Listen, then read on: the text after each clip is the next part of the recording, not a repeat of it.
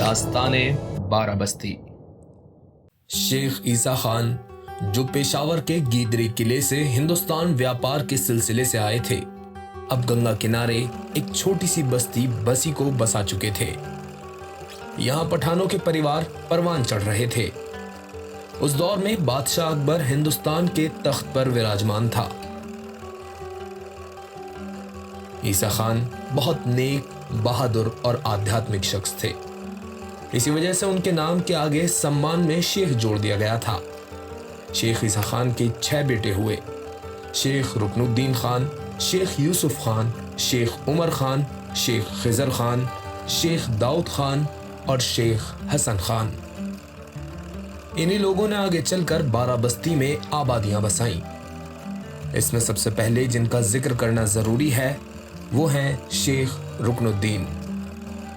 रुकनुद्दीन शेख ईसा के सबसे बड़े बेटे थे। अभी जहांगीर शहजादे ही थे कि उनकी और शेख रुकनुद्दीन की अच्छी दोस्ती हो गई थी। शेख रुकनुद्दीन की बहादुरी की बिना पर जहांगीर ने उन्हें शेर खान की उपाधि दी थी। जहांगीर के दौर में ही पठानों ने बसी से निकलकर आसपास की बसावटें शुरू की थीं। शेख रुकनुद्दीन की मृत्यु के बाद बादशाह जहांगीर ने उनके भाइयों और बेटों को आसपास की कुछ जागीरें अता की थीं। उन्हीं में से एक जागीर थी नसीराबाद घट्टू, जो अल्लू अफगान को मिली थी। इसका नाम बदलकर उन्होंने अपने नाम पर कर दिया था और यही आबादी बाद में खानपुर के नाम से जानी गई। इतिहास में एक लंबे अरसे तक खानपुर ही बाराबस्ती का केंद्र बना रहा। न सिर्फ मुगलिया दौर बल्कि जंग आज़ादी में भी खानपुर उन कुछ जागीरों में से एक था जिन्होंने अंग्रेजी सरकार के खिलाफ बगावत का झंडा उठाया था। खानपुर के इतिहास के संबंध में अधिक जानने के लिए हम मूसा मुनीर खान साहब से मिले। मूसा साहब यूं तो वकालत की पढ़ाई कर रहे हैं, लेकिन बाराबस्ती और विशेष रूप से खानपुर के संबंध में उनका शोध कार्य काफी सराहनीय है। पुराने गेजेटियर्स से लेकर सरकारी दस्तावेजों तक को एकत्र कर उनसे अपनी विरासत को ढूंढने का अद्भुत कार्य मूसा साहब ने किया है। वो जिसको अपने बुजुर्गों की रिवायत नहीं याद, उस शख्स की फिर उन लोगों की कोई पहचान नहीं रहती। आदाब, मेरा नाम मूसा मुनीर खान है। मैं एक तालिब इल्म हूँ और राष्ट्रीय खिलाड़ी हूँ और अपने बुजुर्गों के शानदार माजी के ऊपर एक इंडिविजुअल रिसर्च वर्क कर रहा हूँ। इसका मकसद ये है कि मुझे ऐसा लगता है कि तारीख़ के अंदर उनका शानदार माजी कहीं ना कहीं धुंधला हो चुका है और मुझे लगता है कि हमारी नस्ब और नस्ल के लिए एक काम ऐसा होना चाहिए ताकि वो उनके उस शानदार माजी से रूबरू रहें और उन्हें याद रहे कि हमारा माजी क्या रहा है। शेख ईसा खां अफ़गान जो अपने कबीले के सरदार थे और एक घोड़ों के बहुत बड़े तिजारती थे, दौरे जहांगीर में हिंदुस्तान आते हैं और गंगा के किनारे अव्वल गांव बाराबस्ती की बुनियाद रखते हैं, जिसे आज हम बसी बांगर के नाम से जानते हैं। उनके बड़े बेटे शेख रुकनुद्दीन अफ़गान, जिन्होंने बादशाह जहांगीर के दौर में कई खिदमतों को अंजाम दिया, जिन्हें बादशाह जहांगीर ने शेर खान के लक़ब से नवाजा और गुजरात का परगना और पेशावर की जागीर भी उन्हें अता करी। उनकी वफ़ात के बाद बादशाह जहांगीर ने वो मनसब और उस रियासत जो थी उनके छोटे भाई शेख अल्लो अफ़गान को दे दी गई। शेख अल्लो अफ़गान बसी बांगर से दूसरे गांव हिजरत करके जाते हैं और वहाँ सुकूनियत इख्तियार करते हैं और उस गांव का नाम अपने नाम के ऊपर खानपुर रखते हैं। वहाँ से सफ़र शुरू होता है, तारीख़ी सफ़र शुरू होता है रियासत खानपुर का। शेख अल्लो खां अफ़गान अपने भाई शेख रुकनुद्दीन अफ़गान की तरह एक मनसब पर फायज़ रहे, मनसब के ओहदे पर फायज़ रहे और उन्होंने कई जंगों में हिस्सा लिया। एक जंग में वो शहीद हो गए, जिसके बाद उनकी सालिम लाश वतन नहीं लाई जा सकी।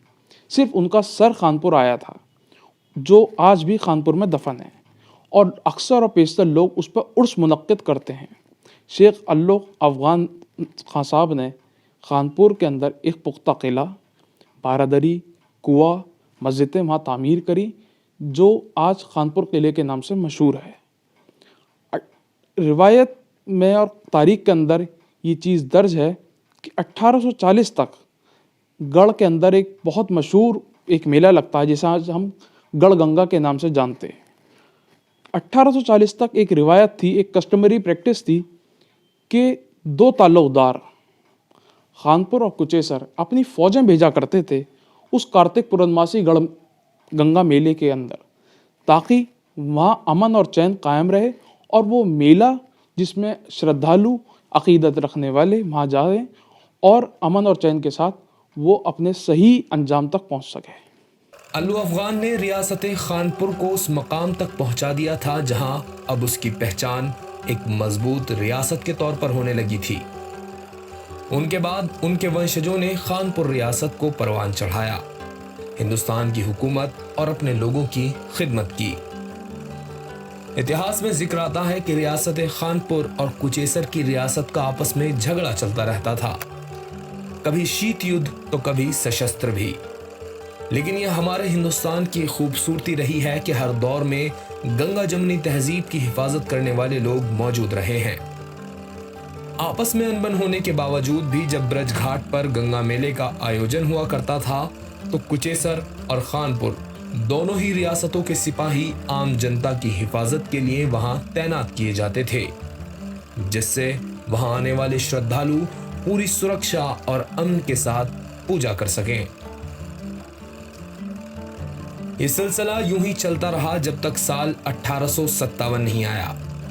साल 1857 पूरे भारतवर्ष के लिए ही एक ऐतिहासिक और यादगार दौर रहा, जहां हमें ये जिक्र मिलता है कि मेरठ से पहली क्रांति की आवाज बुलंद हुई, वहीं दूसरी तरफ बुलंदशहर से भी कुछ रियासतों ने इस आवाज में अपनी आवाज मिलाई। उन्हीं में से एक बड़ी रियासत थी खानपुर। आगे बताएंगे किस तरह खानपुर रियासत ने पहली जंग आज़ादी में अपना योगदान दिया और किस तरह कुर्बानी पेश की। आज की हमारी पेशकश में इतना ही। इस वीडियो में बताई गई जानकारी के सोर्स हमने डिस्क्रिप्शन में मेंशन कर दिए हैं। वीडियो अच्छा लगा हो तो लाइक करें, अपनी राय हमें कमेंट में जरूर दें। फॉलो करें फेसबुक पेज स्टूडियो धर्मा को और सब्सक्राइब करें हमारा यूट्यूब चैनल।